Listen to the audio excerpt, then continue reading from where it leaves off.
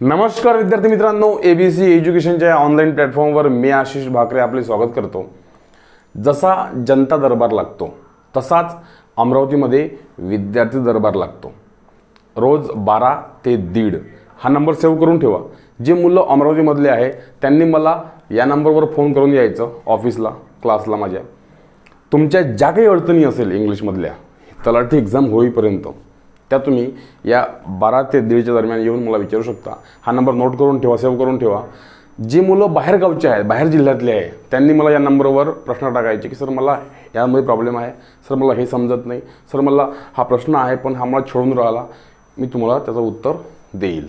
ठीक आहे ना। आपल्याला काय करायचं आहे, इंग्लिश शिकायचं आहे या TCS पॅटर्ननुसार। आहे ग्रामरच, परंतु थोडी स्टाईल वेगळी आहे TCS वाल्यांची। त्यांचं IT बॅकग्राऊंड आहे, त्यांचे विद्यार्थी, त्यांचे जे शिक्षक लोक आहे, पेपर सेटर आहे, ते थोडेसे प्रोफेशनल आहे। आणि म्हणून मागे जे पेपर झालेले आहे आपल्या तलाठीचे किंवा वनरक्षकचे किंवा कोणते समजा जिल्हा निवड समितीचे, तर त्यापेक्षा TCS पॅटर्न थोडा वेगळा आहे, नव्हे MPSC पेक्षाही वेगळा आहे। ठीक आहे ना। आणि म्हणून आपण त्यानुसार हे शिकून राहिलो। बघा, त्यामध्ये एक टॉपिक असतो पॅराजम्मलचा।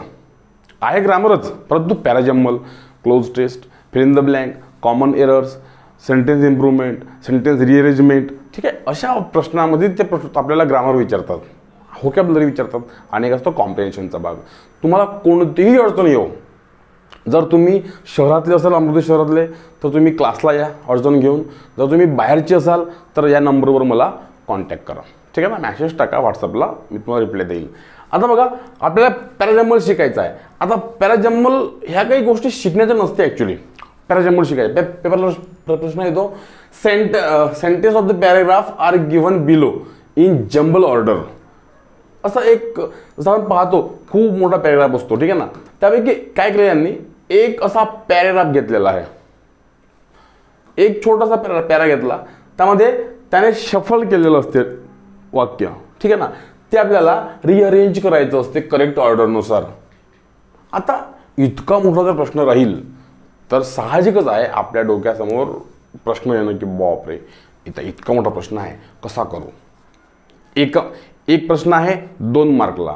जर प्रश्न उत्तर बरोबर राहिलं तर आपण 2 मार्कने समोर जातो, जर चुकलं तर आपण 2 मार्कने जसं मागे येतोच, पण जे निगेटिव्ह मार्किंग आहे त्यानेही मागे येतो। ठीक आहे ना। म्हणून चुकीचं उत्तर जर लिहिलं तर आपण आहे त्यापेक्षा थोडंसं मागं जातो। जे आपण कुठेतरी कमावलेले आहे प्रश्न त्याच्यामधूनही आपण मागे येतो। ठीक आहे ना। आणि म्हणून तुम्हाला ॲक्युरेट सोडवायचा आहे, प्रश्न कोणताही असो। आता हा आहे पॅराजम्मल, करायचं कसं। मला भरपूर पोरांनी फोन केले की सर पॅराजम्मलवर व्हिडिओज करा। ॲक्च्युली मी करणार होतोच, पुन्हाही करणार आहे, डबलही करणार आहे। ठीक आहे ना। आता ही जे तलाठी आहे, वनरक्षक आहे किंवा समोर ZPची परीक्षा आहे, आता भरपूर एक्झाम निघणार आहे आणि त्यामध्ये TCS कधी कोणत्या एक्झाम्स TCS घेतील, कोणत्या एक्झाम्स IBPS घेतील। ठीक आहे ना।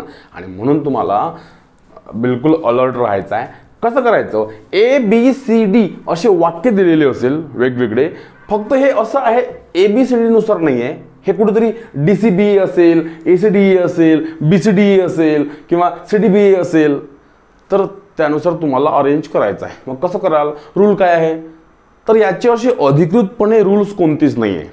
ठीक आहे ना। तुमचं वाचन चांगलं असेल, तुम्ही जर रोज इंडियन एक्सप्रेस किंवा म्हणजे टाइम्स ऑफ इंडिया किंवा कोणताही न्यूजपेपर वाचत असाल किंवा द हिंदू वाचत असाल, तर तुम्हाला किंवा कोणतेही पुस्तक घ्या इंग्लिशचं, तर तुम्हाला समजेल की वाक्याची सुरुवात कशाने होते, पॅराग्राफची सुरुवात कशाने होते ते पाहायचं आपल्याला। तुम्हाला कधीही सुरुवात, बघा 2 गोष्टी आहे, नाऊन शिकलो आपण प्रोनाऊन शिकलो, नाऊन आणि प्रोनाऊन। नाऊन मी जर म्हटलं असेल हरीश इज माय फ्रेंड, आता परत मी हरीश म्हणत नाही, Harish is my friend, Harish live in Amravati, Harish works in Tata असं म्हणत नाही मी काय म्हणतो, हरीश लिव्ज इन अमरावती, नंतर त्यानंतर मी ही लिहितो, ही लिव्ज इन टाटा। ठीक आहे ना। म्हणून सुरुवात नाऊनने होईल वाक्याची, त्यानंतर येईल प्रोनाऊन। म्हणजेच काय, प्रोनाऊनने वाक्याची सुरुवात होणार नाही। तुम्ही म्हणाल सर होईल ना, आम्ही तर पाहिलं आहे शीने सुरुवात होईलही एखाद्या वेळेस, परंतु जर आपण जनरल सेन्स बघितला तर ज्या वाक्यामध्ये नाऊन क्लॉज असतो, नाऊन क्लॉज त्या वाक्यामध्ये, त्या अरेंजमेंटमध्ये कधीही प्रोनाऊनने वाक्याची सुरुवात करायची नसते, कारण प्रोनाऊन हे नाऊनच्या ऐवजी आलेलं असते. दुसरी गोष्ट, जर आपण पाहिलं की ॲडजेक्टिव्ह आहे, ॲडव्हर्ब आहे किंवा कंजंक्शन आहे, या सगळ्या गोष्टी तुम्हाला माहीत असेल असं मी गृहीत धरतो. आणि माहीत नसेल तर कोचिंग घ्या, कोणाचा तरी कोर्स घ्या, कोर्स करा. असं नाही माझाच करा, कोणाचाही करा. महाराष्ट्रात जे सगळे टीचर लोक शिकतात, इंग्लिश शिकवतात, हे सगळे बेस्ट लोक आहे, ठीक आहे ना. तुम्ही कोणाचाही कोर्स घेऊ शकता.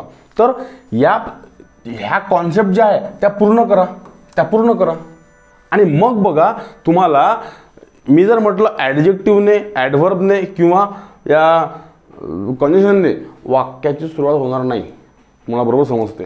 आता कधी कधी कंजंक्शन जर सेंटरला, म्हणजे सेंटरला यायच्या आधी सुरुवातीला आलं तर एखाद्या वेळेस होऊ शकते, पण पॅराजम्बलिंगमध्ये अशक्य आहे, ठीक आहे. चलो, मग आता बघा, when this extra water vapour, आता डायरेक्ट सुरुवात व्हेनने केलेली आहे, व्हेनने सुरुवात होणार नाही. हां, जर एखादं कंडिशनल सेंटेन्सेस असेल तर ठीक आहे, परंतु हे कंडिशनल सेंटेन्स नाही आहे, फक्त व्हेन, जेव्हा तेव्हा. मग आता बघा, जेव्हा तेव्हा, ज्याला त्याला, जर तर, जसं तसं, असा या प्रश्नाने, या वाक्यांनी वाक्यांची सुरुवात होणार नाही. आणि म्हणून तुम्हाला काय करायचं आहे, आता इतका मोठा जर प्रश्न असेल, आता TCS जो पेपर घेतला होता SSC CGLचा 2022ला, तो पेपर आहे हा, ठीक आहे ना, त्यामधले प्रश्न आहे काढलेले. आता इतका मोठा प्रश्न असेल तर तुम्हाला वाचण्यात वेळ जाईल. पॅराजम्बलिंगचा अर्थ काय होतो, तुम्हाला अर्थ समजो न समजो असं काही आवश्यकता नाही आहे की बा तुम्हाला या गोष्टींचा अर्थ समजलाच पाहिजे, सर आम्हाला मिनिंग समजलंच पाहिजे, सर आम्हाला एकूण एक शब्द यामधले पाठ असलेच पाहिजे, असं काही गरजेचं नाही आहे मित्रांनो. तुम्हाला काय करायचं आहे, जे प्रश्न कट होतात, एलिमिनेट होतात, ते करून घ्यायचे आणि त्यानुसार तुमचा जनरल सेन्स वापरून वाक्याची सुरुवात या शब्दाने होईल बो, ते वाक्य सुरुवातीला लिहा. मग तुम्हाला ऑप्शन थ्रू जायचं आहे. इथे पहा, एकच सीने एकच वाक्य सुरू होते, एने एकच वाक्य सुरू होते, डीने एक आणि बीने एक, म्हणजे ABCD कोणतं तरी वाक्य पहिलं असेल ते ओळखायचं आहे.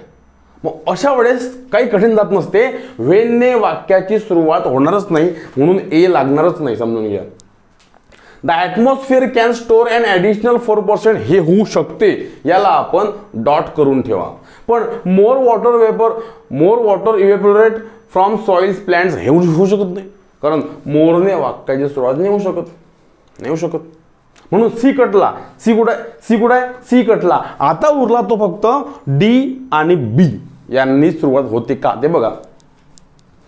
आता बी ने आपण थोडं पाहिलेलं आहे की बा होऊ शकते, the atmosphere can store an additional 4% water vapour for every conditional Celsius, ठीक आहे ना.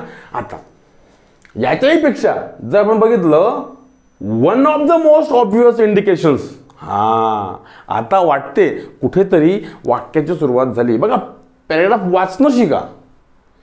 पुस्तकातला कोणताही पॅरेग्राफ असो, पेपरमधला असो, एडिटोरियल पेजेस असो, कोणता निबंध असो, प्रत्येक गोष्टी इंग्लिशच्या त्या वाचणं शिका.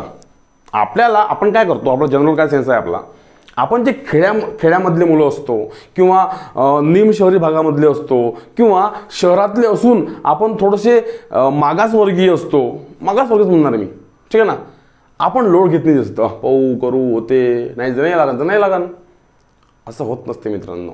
तुम्हाला अभ्यास करावाच लागेल आणि आपल्याला इंग्लिश वाचनाची चाड नसते. आपण काय म्हणतो, कोण वाचते इंग्लिश, हे ना मराठी आपलं पायनं. इंग्लिश समजत नसलं तरी वाचा, त्याने काय होते, त्याने असं आपल्याला समजते की सुरुवात याने कोणा वाक्यांनी केली, एंड कुठे केला, क्लायमॅक्स कुठे घेतला, असं. आणि समोर जी राज्यसभा येणार आहे डिस्क्रिप्टिव्ह, त्यामध्ये या सेन्सचं तुम्हाला काम पडणार आहे, समजलं ना. चलो, मग आता राहिला हा, one of the most obvious indications of climate change is heavier rainfall. हा, वन ऑफ ने वाक्याची सुरुवात होऊ शकते. वन, डी कुठे आहे? डी डी डी नंतर मग सी टाका बरं. One of the most obvious indications of climate change is heavier rainfall, more water evaporates from soils. म्हणजे हे वाक्य मार्गी लागू शकते डीने. नाही समजतं आपल्याला दुसरा प्रश्न, दुसरं वाक्य, तर ही डीने वाक्याची सुरुवात होईल हे समजून घ्या. ठीक आहे, आपलं उत्तर हा बी उत्तर निघते आपलं. का बरं? हे कुठं आहे का असं कोणा पुस्तकामध्ये किंवा कोणत्या गोष्टीत? नाही आहे. ह्या गोष्टी शिकवण्याच्या नाही आहे, ह्या कॉमन सेन्सच्या गोष्टी आहे. ठीक आहे ना, या गोष्टी कॉमन सेन्सच्या आहे. तो फक्त आपल्याला मराठी जमते, इंग्लिश जमत नाही. का? आपण ग्रामीण भागातले मुलं जास्त लोड नाही घेत म्हणून. जर थोडंसं लोड घेतलो, तुम्हाला सांगतो, थोडंसं बघा. आता मी जे हे लेक्चर घेणार आहे पॅराजंबलचे, हे बघा, हे सगळे बघा. मी जर 10 लेक्चर्स घेतले पॅराजंबलचे, तुम्ही 10ही बघा आणि ते 10 वेळा बघा, तुमचा सेन्स आणखी डेव्हलप होतो. तुम्ही जर इथे असाल ना, तुम्ही इथे जाता, थोडं तुमचं माइंड फ्रेश होते, थोडं तुम्हाला आणखी समजते की हा सरांनी सांगितलं की बा प्रोनाऊनने कधी वाक्याची सुरुवात करू नये.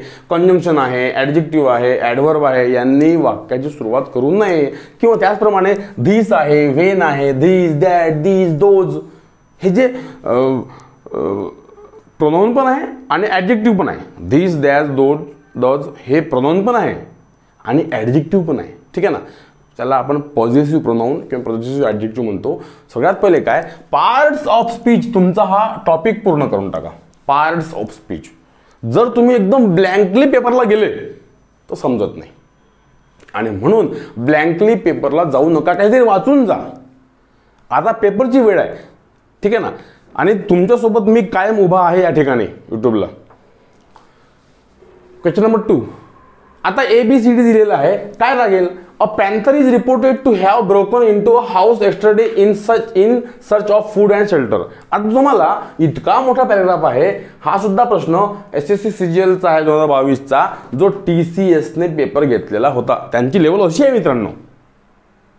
असे प्रश्न तुम्हाला MPSCत दिसणार नाही, एखादा दिसला तर, पण यांची तऱ्हा आहे प्रश्न विचारण्याची. ठीक आहे ना. आता कसं कराल, तर ABCD वाक्य दिलेले आहे. क्वेश्चन नंबर 2 आहे.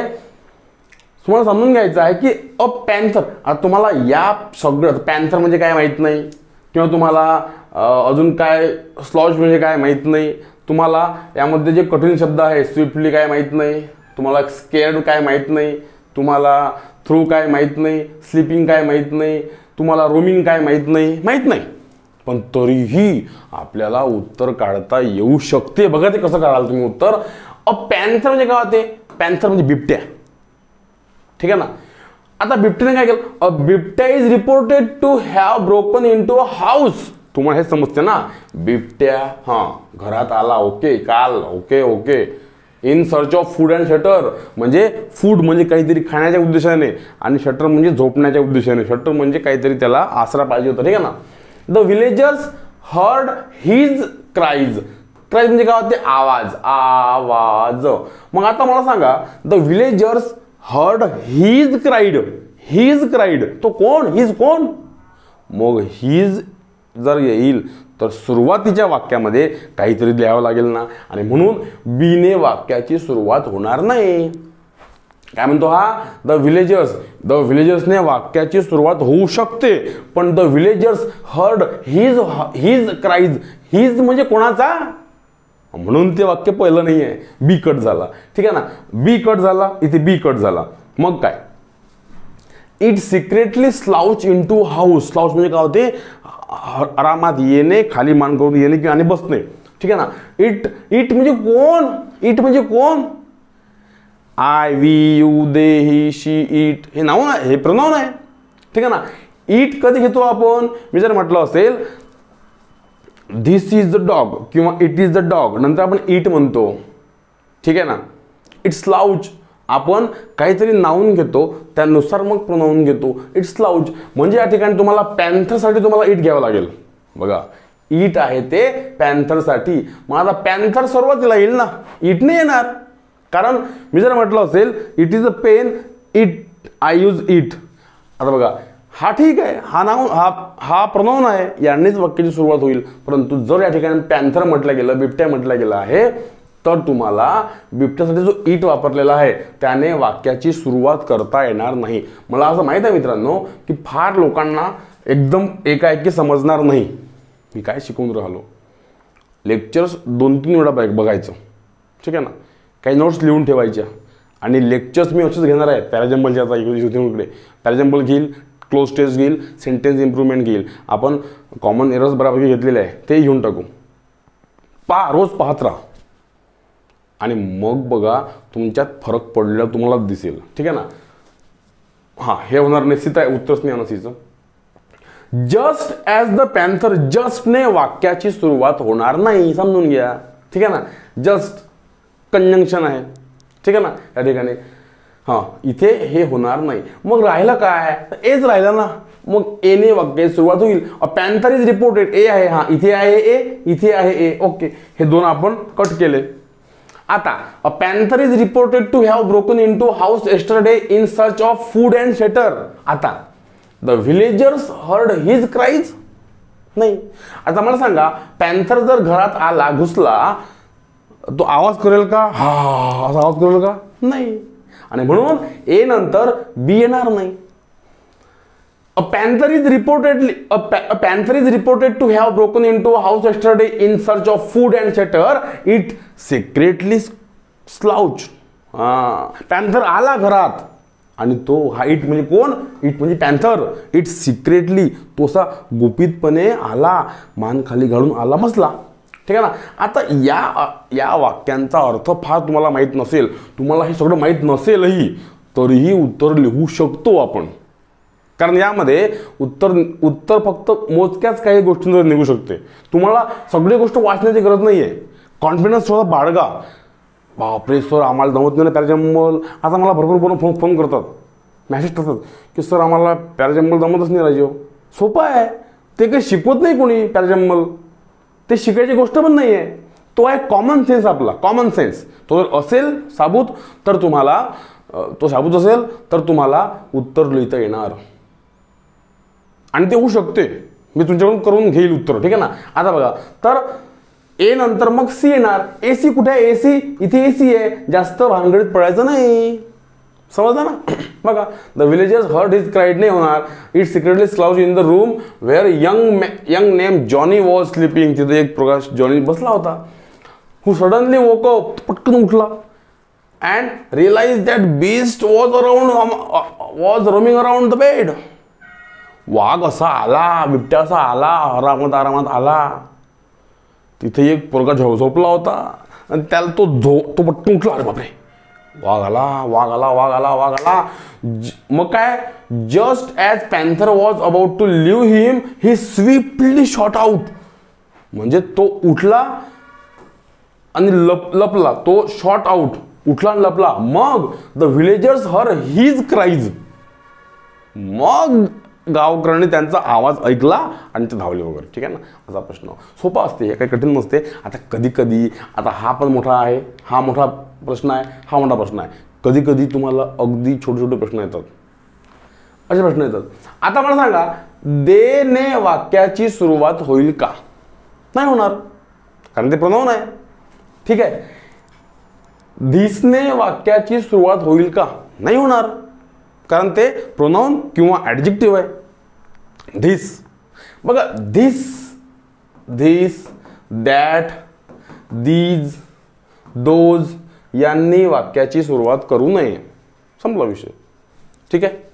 कंजंक्शन, प्रोनाउन यांनी वाक्याची सुरुवात करू नये. नाउन क्लॉज असेल तर नाउन क्लॉजने करावी, ठीक आहे ना. मला सांगा, दे ऑल्सो वेअर आणि दे ऑल्सो ओर आणि दे ओर. मग मला सांगा, दे ऑल्सो कधी वापरतो आपण? म्हणजे ही केम, शी ऑल्सो केम, म्हणजे पहिले ही येणार, ती नंतर येणार, आहे की नाही. म्हणून दे ओर आणि दे ऑल्सो ओर, म्हणजे पहिले बी येणार, मग ए येणार. कुठे बी ए? कुठे बी ए? बी नंतर ए पाहिजे आपल्याला. कुठे? बी नंतर ए पाहिजे, संपला विषय. मग असेही प्रश्न तुम्हाला विचारता येतात. असं जरुरी नाही की बाबा पहिला प्रश्न पहा, तुम्ही त्याचं तुम्ही त्याची लेवल पण पोहू शकता, तुम्ही त्याचा क्रम जो आहे तोही पोहू शकता. म्हणजे they or, they also or, म्हणून बी नंतर ए येणार. नंतर बघा, this place was famous for its skill. This place, कोणतं प्लेस माहित नाहीये, मग प्लेस वाक्य दिलं आहे का ते बघा. In 5th and 4th centuries BC, today's South Ukraine was known as Scythia. म्हणजे आता या वाक्याची सुरुवात झाल्यासारखी आपल्याला वाटेल. तुम्ही कोणताही पॅराग्राफ घ्या, कोणताही प्रश्न वाचा, कोणतेही पुस्तक वाचा, तुम्हाला हिस्टॉरिकल पुस्तकामध्ये तुम्हाला असं काहीतरी दिसेल. म्हणजे 4थ्या आणि 5व्या सालामध्ये असं मग ते केलं, ठीक आहे ना. इथून ते वाक्याची सुरुवात होईल तुमची. In the 5th and 4th century BC, today's South Ukraine was known as Scythia. This place was famous for its skillful archers and horsemen. आता वाटते, they wore trousers struck into leather boots. They also wore felt caps. ठीक आहे ना, समजलं ना. असा काही तुमचा सेन्स तो जुळला पाहिजे. म्हणून DCBA आपण जर पडल्या झडक्यात पाहिलं की बाबा BA लागते त्या ठिकाणी, ते बरोबर आहे. ठीक आहे. आणि तुम्हाला अशा पद्धतीनं करायचं आहे. लेक्चर्स हे सेव्ह करा, पाहत राहा, पूर्ण पाहत राहा. हे पहिलं लेक्चर आहे पॅराजॅम्बलचं. असे कमीत कमी 10 लेक्चर्स येणार, 10च्या वरही येऊ शकतात पेपर होईपर्यंत. आणि म्हणून तुम्हाला समजून घ्यायचं की बा आपल्याला ह्या पद्धतीने चालायचं आहे. आणि ते होते, प्रॅक्टिस करत करत गेल्याने होते. ठीक आहे ना. मायकल होल्डिंग्स, आता मी नाव घेतलेलं आहे मायकल होल्डिंग्स. Michael holdings. आता बघा, एक असते ॲपोजिशन नावाची संकल्पना ग्रामरमध्ये. ॲपोजिशन नावाची संकल्पना, ठीक आहे ना. कशी, मी जर म्हटलं असेल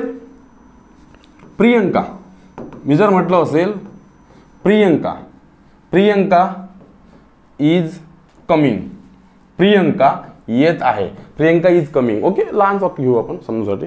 आता जर मी या प्रियंकाबद्दल काहीतरी विशेष माहिती सांगितली असेल, प्रियंका, मी तुला कॉमा देतो, Priyanka the daughter is CP. आता त्या प्रियंकाबद्दल मी काहीतरी विशेष माहिती दिली. Priyanka the daughter of CP. Priyanka की जी कमिशनर ऑफ पोलीसची मुलगी आहे. Is coming. याचा अर्थ काय होतो, वाक्य एकच आहे. हे वाक्य तेच सांगते, हे वाक्य तेच सांगते, पण या वाक्यामध्ये प्रियंका बद्दल आपण काहीतरी विशेष माहिती बोललो. Priyanka the daughter of CP. ठीक आहे ना. इज कमिंग याला म्हटलं जाते ॲपोजिशन प्रकार. ॲपोजिशनचा बघा, मायकल होल्डिंग्स आता मायकल बद्दल काहीतरी बोलतो आपण. मायकल होल्डिंग्स हू नंतर 20 इयर्स लागेल का, नाही लागू शकत. हू नंतर कॉमेंट्री पॅनल वाज लागणार आहे का, नाही. हू वॉज लागू शकतो. हू इज बघा, मी जर म्हटलं असेल Priyanka who is the daughter of CP असे म्हणू शकतो आपण. म्हणून या ठिकाणी जर ॲपोजिशनचा प्रकार असेल आणि हू असेल तर समोर तुम्हाला am is are was were घ्यायचं आहे. ठीक आहे ना. Michael Holdings who was a member of the Sky Sport. म्हणून तुम्हाला सुरुवात करायची आरने. कुठे सुरुवात आरने, आपल्या नशिबाने एकाच ठिकाणी सुरुवात आरची आहे. ते उत्तर करेक्ट आहे, संपला विषय. समजलं का. बघा, Michael Holdings, who was the member of the Sky Sport commentary panel for more than 20 years. More than 20 years. More than तर काय लागेल 20 years. म्हणजे Q नंतर P लागेल. आता एकाच ठिकाणी ऍक्च्युली आरने सुरुवात झाली एका प्रश्नाची, तर ते उत्तर बरोबर आहे आपलं. या ठिकाणी फक्त आरने सुरुवात याचीच आहे, म्हणून उत्तर नंबर A करेक्ट. सगळं वाचायची गरज नाही आहे. आपण पेपरच्या जवळ आलेलो आहोत. आता काही दिवसामध्ये तलाठी, वनरक्षक, जिल्हा परिषद जागा राहणार आहे. असं नका समजू की तलाठी झाली म्हणजे झालं परीक्षा, नाही. त्यानंतर वनरक्षक आहे, त्यानंतर झेडपी आहे, अजूनही भरपूर विभागांच्या परीक्षा बाकी आहे. तुम्ही इथून सुद्धा अभ्यास सुरू करू शकता आणि चांगल्या पद्धतीनं करू शकता.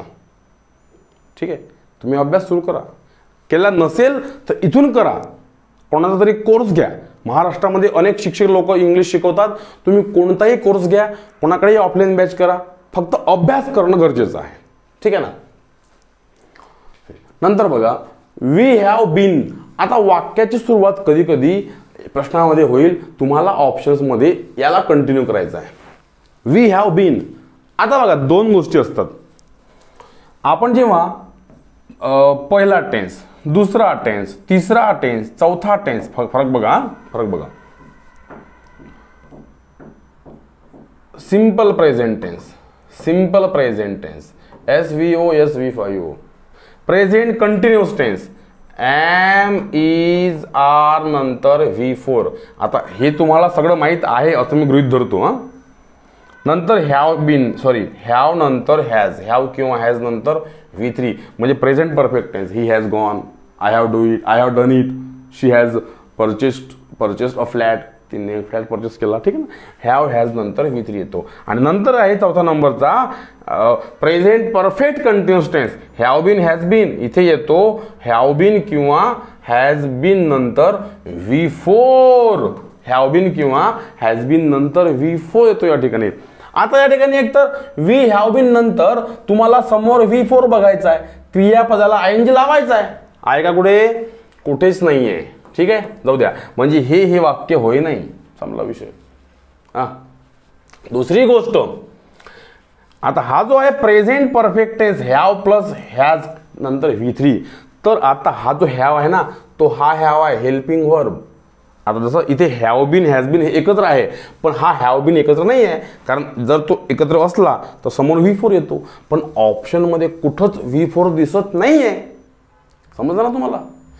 मग काय करायचं, हा टेन्स सोडून द्यायचं की हा नाही बो हा. मग याच्यावर यायचं तिसऱ्यावर, वी हॅव. मग आता हा हॅव हेल्पिंग वर्ब, हा जो बीन आहे ना हा मेन वर्ब, हा V3 आहे, हा मेन वर्ब आहे, V3 आहे, मेन वर्ब आहे. मग तुम्ही म्हणाल सर बीन कसं काय V3 आहे ना. जसं आपण म्हणतो go went gone V3, speak spoken V3, given V3, it eaten V3.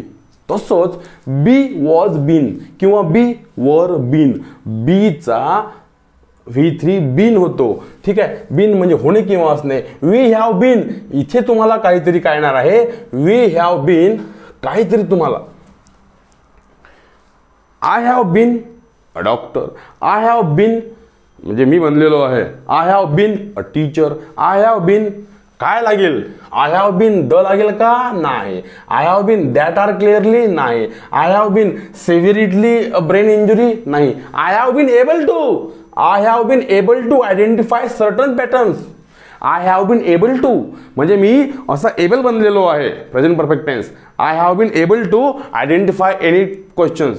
समजलं ना. I have been able to, पीने वाक्याची सुरुवात होईल. कुठे पी आहे बघा, पी आहे इथे आणि इथे. समजलं का. म्हणजे बी कट झाला आणि सी कट झाला. बघा आता we have been able to, हे ठीक आहे. We have been able to identify certain patterns in. आता इन म्हणतो, इन नंतर काय येईल बघा, इन द मायक्रोवेव्ह होईल, इन दॅट होईल का, इन दॅट आर क्लिअरली होणार नाही, आर होणार नाही, याच्यात आर नाही आहे समजा. ठीक आहे ना. सेव्हिरिटी ऑफ ब्रेन इंजुरी हे पण होणार नाही. आणि म्हणून मग काय होईल, पी क्यू, इथे दोन्ही क्यू आहे ना, पी नंतर क्यू इथे आहे, पी क्यू इथे आहे. ओके, पी क्यू होणार. Able to identify, we have been able to identify certain patterns in the microbiome and immune response. आता रिस्पॉन्स नंतर काय लागेल, रिस्पॉन्स म्हणजे तुम्हाला एक नंबर पी, दोन number Q. Okay, P Q आहे. मग एस लावायचा, म्हणजे हा एस लावायचा की आर लावायचा. आता बघा, we have been able to identify certain patterns in the microbiome and immune response that are clearly, समजलं ना, that are clearly link to the progression and severity of brain injury. समजलं ना. हे जे आहे सेव्हिरिटी ऑफ ब्रेन इंजुरी, हे शेवटच लागेल. याचा क्रम PQRS सारखा आहे. कुठे आहे? हे PQ आहे ना हे आपलं. हां, तर हे उत्तर करेक्ट आहे PQRS. तुम्हाला थोडा सेन्स पाहिजे वाचनाचा. जर तुमचं वाचन थोडंसं दांडगं असेल, चांगलं असेल, बऱ्यापैकी असेल तर तुम्ही अशी उत्तरं लिहू शकता. ठीक आहे. नंतर बघा द कंटिन्यू काय? The continue the growing sales चूक. हे होणार नाही. The continue the growing sales होणार नाही. पी कट झाला. कुठे? हा पी कट झाला. द कंटिन्यू डोमिनन्स होऊ शकते. द कंटिन्यू डोमिनन्स म्हणजे काय होते? प्राबल्य शक्ती. द कंटिन्यू अलॉंग विथ होणार नाही. द कंटिन्यू हॅज हॅड होणार नाही. आता क्यू बघा कुठे? QS म्हणजे पी तर हे अर्थ कटलाच. QS आहे बरोबर की QR बरोबर आहे? क्यू तर आहेच. आपण 50% ऑप्शन्स एलिमिनेट केले. आता बघा the continue dominance of athleisure trend. Athletics या शब्दासोबत हा शब्द संबंधित आहे. ॲथलेटिक्स खेळ, मैदानी खेळ. ठीक आहे ना. मग आता मैदानी खेळाचा ट्रेंड आलेला आहे बुवा. तर द कंटिन्यू डॉमिनन्स म्हणजे मैदानी खेळाचा जो रंग आलेला आहे किंवा जो ट्रेंड आलेला आहे तो कसा आहे बघा. The continue dominance of the athleisure trend along with लागेल का हॅज हॅड लागेल? Trend. The continue dominance of the athleisure trend has म्हणजे हा झाला सब्जेक्ट. बघा हा झाला सब्जेक्ट आतापर्यंत. नंतर आला हॅज म्हणजे ट्रेंड म्हणते ना. ट्रेंडला हॅज लागेल. आणि त्यानंतर जो हॅड आहे ना, हा हॅड हे काही चुकीची संकल्पना नाही आहे. हॅज नंतर हॅड येतो कारण हॅव किंवा हॅज हा हेल्पिंग वर्ब असतो आणि हॅड हा मेन वर्ब असतो. कधी कधी हॅड सुद्धा येतो. Past perfect tense. Had helping verb नंतर हा मेन वर्ब. समजलं ना. यासाठी तुमचं ग्रामर पक्क पाहिजे असते बरं. बघा the continuous dominance of the athleisure trade has had a significance impact on the growing sales of sneakers. म्हणजे ॲथलेजर ट्रेड जे आहे, मैदानी खेळ जे आहे ना, यांचा प्रचार जास्त झाला, त्यांना महत्व जास्त आलं आणि म्हणून याचा इम्पॅक्ट कशावर गेला तर the growing sales of sneakers म्हणजे बूट असतात ना, बूट धावतो आपण तेव्हा आपण बूट घालतो, मऊ मऊ बूट राहतात, एकदम पायाला प्लेजर देईल, पायाला आराम देईल असे बूट राहतात. त्या प्लेजर्स त्याचे स्नीकर्स जे आहे त्यांचं सेल्स वाढलं म्हणते. सेल्स का बरं वाढलं? त्यांचा सेल का वाढला? कारण या ठिकाणी ट्रेंड आलेला आहे मैदानी खेळांचा. समजलं? अशा गोष्टी असतात. या गोष्टी तुम्ही जर केव्हा तरी कधीतरी वाचत आलेले असाल त्याचा फायदा तुम्हाला त्या समोरच्या एक्झाममध्ये होणार आहे. ठीक आहे ना. जर तुम्ही पूर्णतः ब्लँक असाल तर मग कसं लिहायचं उत्तर? तर मग फक्त एक अंदाज बांधायचा. आपल्याला 100% गॅरंटी आहेच नाही आपल्याला आलाच पाहिजे भाऊ. पण जर एक पूर्ण ब्लँकली गेले, उत्तर लिहायचं आहे, सरळ सरळ समजते. द कंटिन्यूड काय होणार? द ग्रोथ होणार नाही.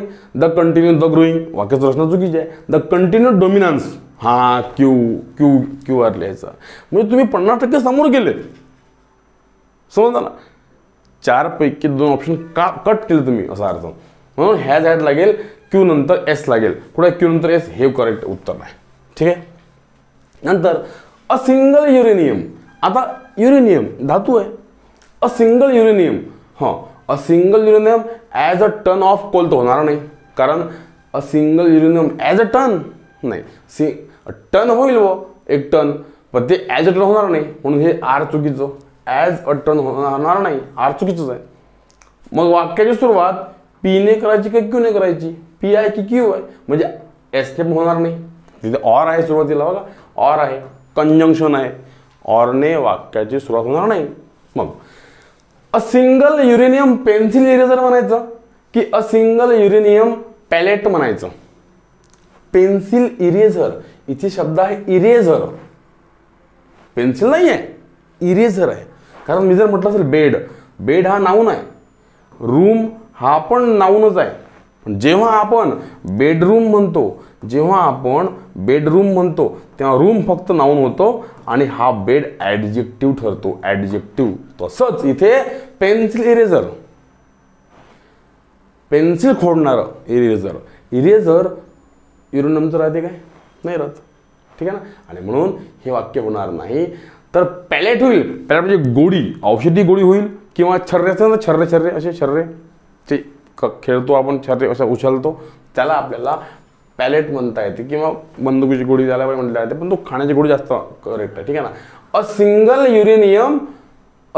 Uranium pellet slightly larger than a pencil eraser. आता हे उत्तर आहे. QP होणार. बस क्यू एकाच ठिकाणी आहे. क्यूने वाक्याची सुरुवात इथे एकाच ठिकाणी आहे, जास्त काही पाहायची गरज नाही. ठीक आहे ना. क्यू असे पटकन तुम्हाला पाहिजे आहे. देअर आर काय लागेल? There are reports. ओके, लागू शकते. देअर आर टू प्रिपेअर नाही लागणार, ते प्रपोजिशन आहे. प्रपोजिशनने पण वाक्याची सुरुवात होणार नाही. क्यू कटला, क्यू कट झाला. देअर आर रिपोर्ट्स होईल. There are non food retailers are struggling हे होऊ शकते, पण there are get enough yes होणार नाही. चूक, एस होणार नाही. मग आता आरने सुरुवात करायची की पीने करायची बघा. आता बघू आपण थोडे जाऊन.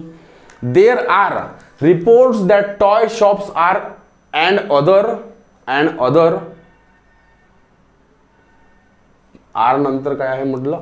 पी नंतर काय आहे? आर आहे. Are other non. बघा पी नंतर तुम्हाला आरच घ्यायचा आहे बरं, कारण हे उत्तर बरोबर आहे का नाही आहे तो विचार करू राहिला. म्हणून पी सोबत मग कोणतं लावायचं याचा की भानगड नाही का ठेवू. ठीक आहे ना. पी आहे ना महत्वाचा आपल्याला. आपण काय करू राहिलो होता, आपल्याला पी चालतो, आर पण चालतो, त्यापैकी काय चालतो ते बघायचं आहे. आणि म्हणून या ठिकाणी पीने जर सुरुवात झाली तर आर बघायचा, नंतर ऐकायचं.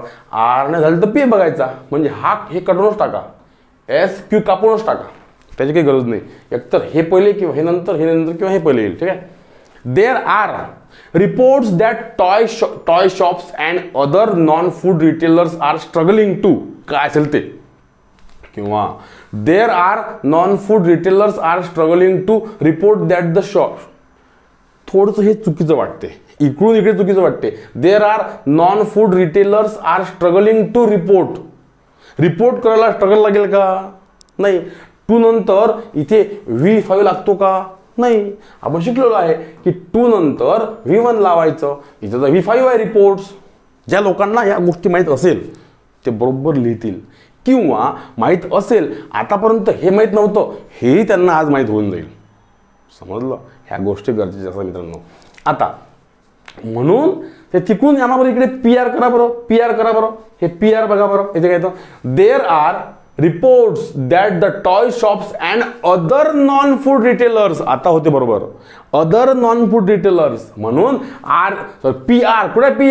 PR इथे. मग PRSQ संपला विषय. म्हणजे तुम्हाला या स्टेजला तुम्हाला असा अभ्यास करायचा आहे, तेव्हा होईल ते. आणि पॅराग्राफमध्ये खूप मोठी गोष्ट नाही आहे, मंत्र नाही आहे, कठीण मंत्र नाही आहे. हे होऊ शकते. तुम्ही जर MPSC तयारी करत असाल, MPSCची म्हणा किंवा TCSची म्हणा, जर तुमची पूर्ण मानसिकता असेल पेपरला जायची अभ्यास करून, तर हे लेक्चर्स बघून जा. आणि याच पद्धतीनं मी कॉमन एरर्सचे घेतलेले आहे, सेंटेन्स इम्प्रूव्हमेंटचे घेतलेले आहे, त्यानंतर पॅराजॅम्बल, क्लोज टेस्ट सगळ्या गोष्टी येणार. तुम्ही फक्त एक गोष्ट पाहत राहा फक्त. ठीक आहे ना. मित्रांसोबत ज्यांना गरज आहे त्यांना पाठवत पण राहा, कारण असे भरपूर लोक असतात ग्रामीण भागातले, गृहिणी असतात, लोक असतात, गरीब मुलं असतात जे क्लास लावू शकत नाही. त्यांच्यापर्यंत हे लेक्चर्स पोहोचवा. तुमचं एक शेअर अनेकांची हेल्प करू शकते. बघा क्वेश्चन नंबर 9 बघा. According to the report. वाक्याची त्याने सुरुवात होईल, पण कधीही सुरुवात वाक्याची अँडने होणार नाही, रेड्युसिंगने होणार नाही. मग RS कटला. RS कुठं आहे? RS तसा IS नाही म्हणा, RS जाऊ द्या. उत्तर QP. ओके. Q निवड की P निवड? Okay. According to the report recognition. फक्त बघा. According to the report recognition of climate change issue. According to the report recognition होणार नाही. According to the report the 2021 projections reflect growing होईल. P होईल. P नंतर R किंवा येऊ शकतो. अकॉर्डिंग टू द रिपोर्ट, रिपोर्टच्या अनुसार, रिपोर्टनुसार, अकॉर्डिंग टू द रिपोर्ट, इथं नक्कीच होणारच नाही, पी होईल, समजून घ्या, पी होईल. द 2021 प्रोजेक्शन, ओके, पी होईल, समजा ना, पी. पी नंतर क्यू पाहिजे, बघा हे तर नाहीच पाहिजे ऍक्च्युली. पी नंतर क्यू पाहिजे की पी नंतर एस पाहिजे ते बघायचं आपल्याला, ठीक आहे. पी नंतर क्यू की S. According to the report, the 2021 projections reflect growing reducing. मला सांगा, ग्रोईंग परत रेड्युसिंग असं वाक्य येईल का एकामेकामध्ये? नाही येणार. त्यामध्ये कोणताही कंजंक्शन नाही आहे आणि एक सोय वाक्य ग्रोईंग नंतर रेड्युसिंग होणार नाही, म्हणजे एस लागत नाही, पीला एस लागत नाही. काय लागतं? पीला क्यू लागतो, PQRS, संपला विषय. म्हणजे बघा, according to the report, the 2021 projections reflect growing recognition, म्हणजे PQ आहे ना, recognition of the growing recognition of the climate change issue and the importance of nuclear power in reducing emission from electricity generation. वाक्य होईल. बघा कसं आहे मित्रांनो, तुम्ही जर बॅकग्राऊंडची असाल इंग्लिशच्या किंवा इंग्लिशचा अभ्यास केलेले असाल तर तुम्हाला याचा अर्थ लावत बसण्याचा अर्थ आहे. जर तुम्ही पूर्ण ब्लँक असाल, सर आम्हाला काय म्हणते माहीत नाही पॅराजंबल, तर अशा वेळेस तुम्हाला एक अंदाज लावायचा आहे. अंदाज कधी कधी चुकीचाही ठरू शकतो, असं नाही म्हणत मी की बरोबर ठरतो, ठीक आहे ना, पण अंदाज भरपूर प्रमाणात जर करेक्ट असला तर ते वाक्यच करेक्ट होऊन जाते, समजलं ना, असा अर्थ असतो. आणि म्हणून हे उत्तर करेक्ट आहे. ओके, डी उत्तर करेक्ट. नंतर बघा, क्वेश्चन नंबर 10 आहे, PQRS दिलेला आहे. परत प्रश्न मोठा आहे. हे सगळे प्रश्न 2022ला आलेले आहे, TCSने विचारलेले आहे. कदाचित तुम्हाला यामधलाच कोणताही पॅराजंबल पेपरला येऊ शकतो, लिहून घ्या, एकतर येईल. आणि म्हणून हे पूर्ण पाहणं सिरीज आवश्यक आहे, ठीक आहे ना. दीजने वाक्याची सुरुवात होणार नाही. It was thanks to hosting यानेही वाक्याची सुरुवात होणार नाही. कसं होईल मग सुरुवात? एकतर इन टोकियोने होईल किंवा टोकियो 2020 होईल. आता बघा कशाने होईल. इन टोकियो दे बिल्ट, दे कोण? देने वाक्याची सुरुवात होणार नाही, म्हणून हे होणार नाही, पी होणार नाही, PQS होणार नाही. टोकियो 2020, आता Tokyo 2020 was suppose to be a great economic stimulus replicating the achievements of the Tokyo 1964. In Tokyo they built, असं होईल. म्हणजे तुम्हाला सुरुवात करायची आरने सुरुवात एकाच ठिकाणी आहे, ठीक आहे. म्हणजे ऍक्च्युली याच्यानंतर ते येणार नाही, यानंतर आर नंतर एस येईल. बघा, Tokyo 2020 was supposed to be a great economic stimulus replicating the achievement of Tokyo 1964. It was thanks to hosting वगैरे या पद्धतीने प्रश्न येणार, ठीक आहे ना. म्हणजे तुम्हाला कट करायचे आहे, कट करत जायचं आहे, एक अंदाज बांधायचा आहे. ह्या गोष्टी आहेत, या गोष्टी पुस्तकात शिकवल्या जात नसते, ठीक आहे ना. या आपल्या वाचनावर, आपल्या कॉमन सेन्सवर डिपेंड असते. आणि म्हणून तुम्हाला तो कॉमन सेन्स डेव्हलप करायचा आहे मित्रांनो. जर काही अडचण आली तर मी तुम्हाला नंबर दिलेला सुरुवातीला, नंबरवर मला मॅसेज टाकायचा, सर मला या प्रश्नाची अडचण आहे, मी तुम्हाला उत्तर देईल. दुसरी गोष्ट, जी मुलं अमरावती शहरामधले राहतात त्यांनी त्या नंबरवर कॉल करून माझ्या क्लासवर यायचं, डायरेक्ट क्लासवर यायचं. क्लासचा पत्ता वगैरे मी तुम्हाला खाली देतो डिस्क्रिप्शनमध्ये, ठीक आहे ना. तो जरूर बघा. तलाठी वार्षिक होईपर्यंत मी तो तुमचा विद्यार्थी दरबार घेत राहील फ्रीमध्ये. तुम्ही माझे विद्यार्थी असा किंवा असू नका. माझे ऑफलाईनचे विद्यार्थी असो किंवा ऑनलाईनचे विद्यार्थी असो, की त्यांच्या व्यतिरिक्त कोणतेही विद्यार्थी असो, ते विद्यार्थी आहे ना, मग ते विद्यार्थी त्यांना हेल्प करण्याचं काम आपलं आहे, माझं आहे, शिक्षकांचं आहे, ठीक आहे ना. आणि म्हणून या गोष्टी तुम्हाला करायच्या आहे, समजलं ना. ज्यांना कोर्स घ्यायचा असेल माझा, त्यांना प्ले स्टोअरला ABC एज्युकेशन ॲप्लिकेशन आहे, ते इन्स्टॉल करा. त्यामध्ये एक आहे ॲडव्हान्स कोर्स, जो राज्यसेवा आणि कंबाईनसाठी स्पेशल तयार केलेला आहे.